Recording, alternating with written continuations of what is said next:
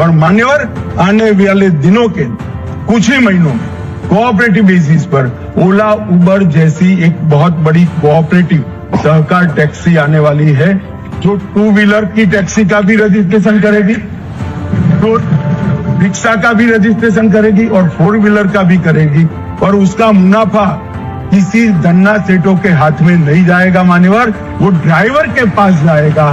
इस प्रकार की हम hi hello friends, welcome back to our channel.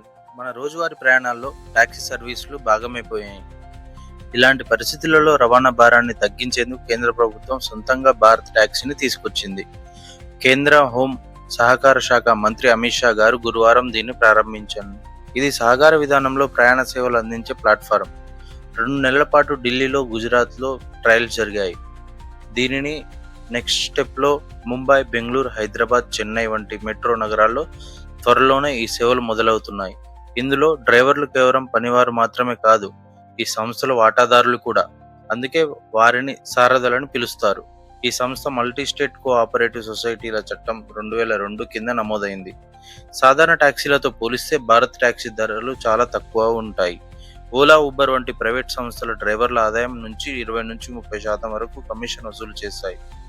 Bharat టాక్సీలో 0 commission విధానం ఉంటుంది. దీనివల్ల డ్రైవర్లకు పూర్తి ఆదాయం లభిస్తుంది. వర్షం పడినప్పుడు లేదా రద్దీ సమయాల్లో ప్రైవేట్ యాప్లు ధరలను భారీగా పెంచుతాయి. కానీ ఈ విధానంలో ఛార్జీలు ఫిక్స్డ్, మారవు.